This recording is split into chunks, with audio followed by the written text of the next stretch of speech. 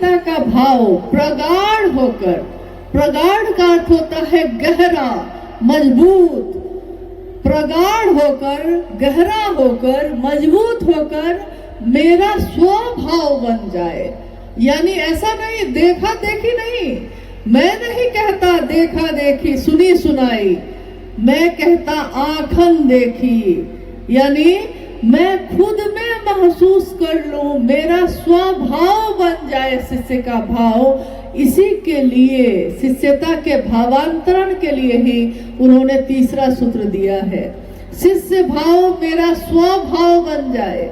जिस तरह मेरा स्वभाव है, मैं किसी की पुत्री हूँ, मैं किसी की बेटी, किसी की पत्नी, किसी की बहू, किसी की माँ हूँ, ये मेरा स्वभाव है। मेरी पुत्री मेरे पास बैठी है, मेरे मन में इसके लिए ममता फूटे, इसके लिए मैंने कोई तपस्या नहीं की। जिस दिन इसके आने की खबर हुई, जिस दिन मुझको सूचना हुई कि मैं माँ बनूंगी, मेरे मन में माँ का स्वभाव स्वतः प्रकट हो गया और स्वतः मेरे मन में ममता हिलोरे लेने लगी।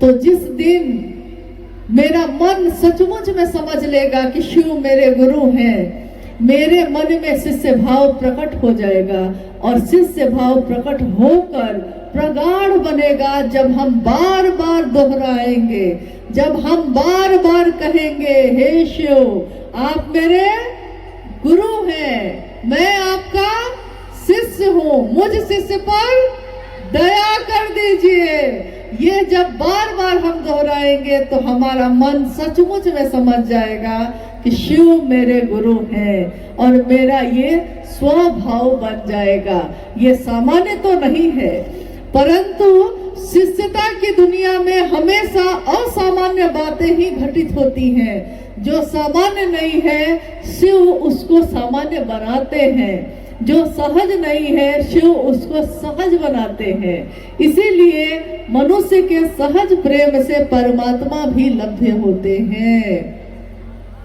आइए हम लोग दूसरी जिज्ञासा पे चलते हैं। आप बोलने वाली हैं? है सामने।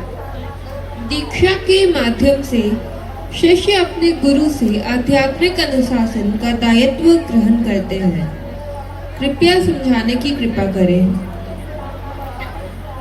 जिज्ञासा है, दीक्षा के माध्यम से शिष्य अपने गुरु से आध्यात्मिक अनुशासन का दायित्व ग्रहण करते हैं। कृपया समझाने की कोशिश करें।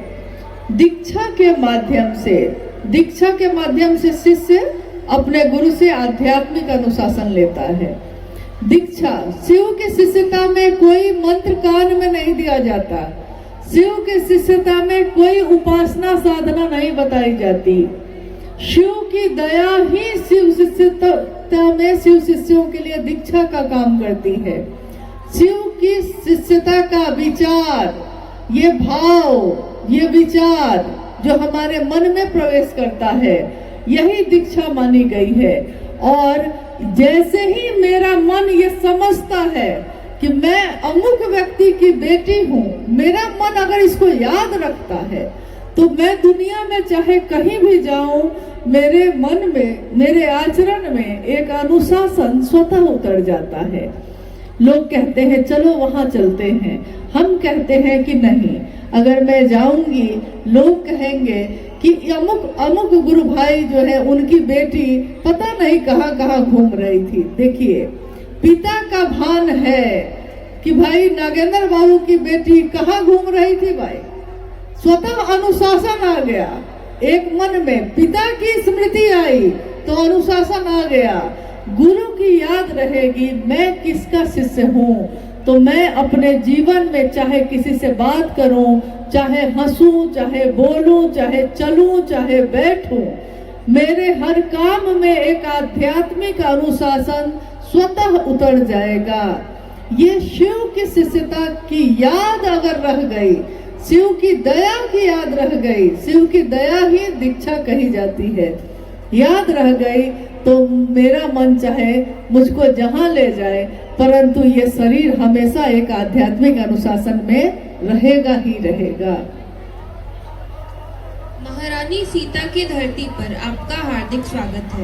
महारानी सीता, जानना चाहता हूँ आध्यात्मिक जागरण एवं धार्मिक जागरण में क्या अंतर है? इसके साउंड अच्छा ना, ये तो एक बार दोहरा देते हैं, कोई बात नहीं। अच्छा कोई बात नहीं है। एक जिज्ञासा आई है कि महारानी सीता की धरती पे आपका स्वागत है। जानना चाहता हूं कि आध्यात्मिक जागरण एवं धार्मिक जागरण में क्या अंतर है।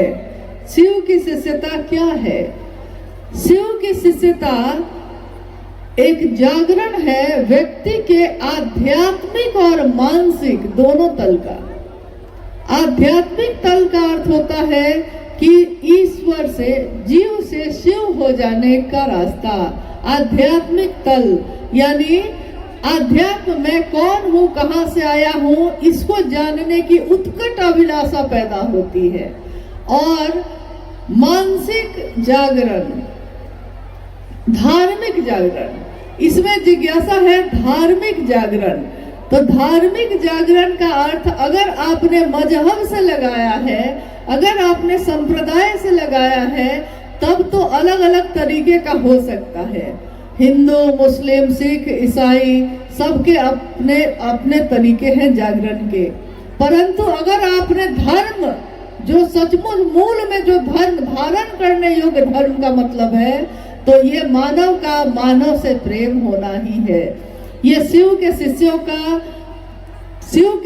का पूरी धरती के प्रत्येक व्यक्ति से प्रेम होना, शिव की शिष्यता में उसको शिव की ओर बढ़ाना, यही है और कुछ भी नहीं है।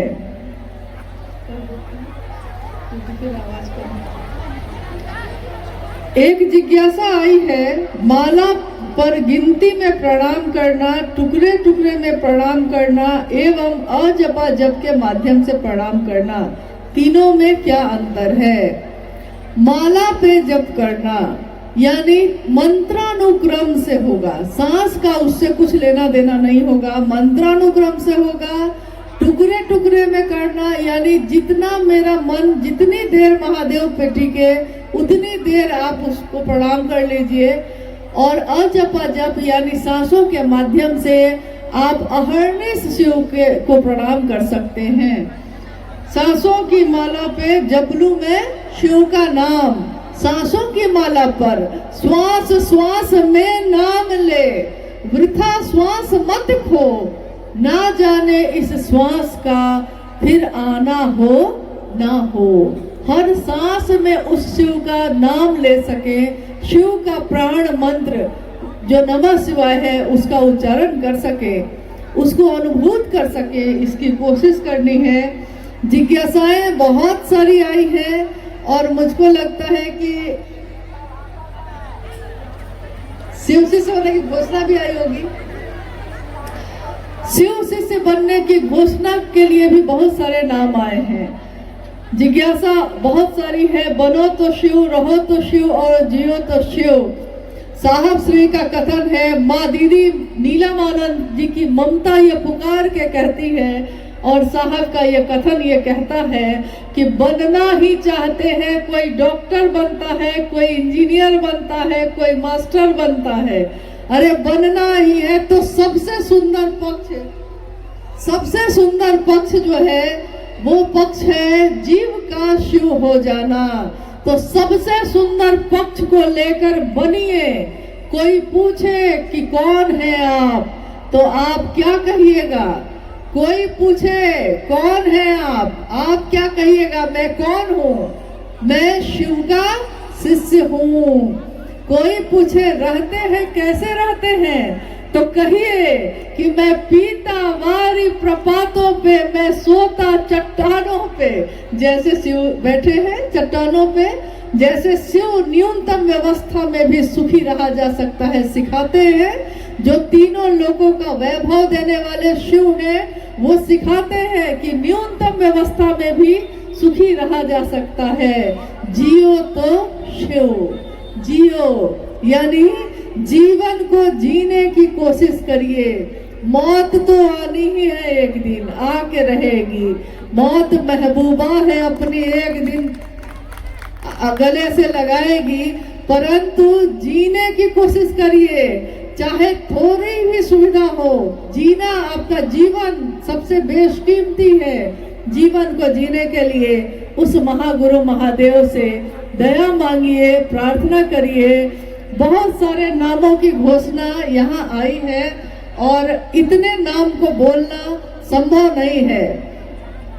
आज के इस शिव गुरु महोत्सव में, जिसमें सभी शिव के शिष्य शामिल हुए हैं, इसमें आने वाले सभी लोगों से मैं निवेदन करूंगी कि जब वो यहाँ से लौटे तो बहुत धीरे धीरे आराम से, किसी को धक्का मत दीजिएगा, बिल्कुल आराम से, धीमे धीमे कदमों से, धीरे धीरे पहले पीछे के लोग, फिर धीरे धीरे इधर के लोग जाएंगे, तब तक वो बैठे रहेंगे। और घोषणा है, जितने भी नाम इस गुरु के मंच पे आए हैं, उन सभी नामों की घोषणा हम लोग करते हैं कि आज और अभी से इन सभी भाई और बहनों ने महेश्वर शिव को अपना गुरु बनाया है। इनके नाम की घोषणा शिव के अंतरिक्ष साम्राज्य में प्रेषित की जाती है। कृपया दर्ज हो, जागा जागा महादेव। बहुत धीमे धीमे आप सब यहाँ से प्रस्थान करेंगे। आप सभी के चरणों में मेरा प्रणाम है।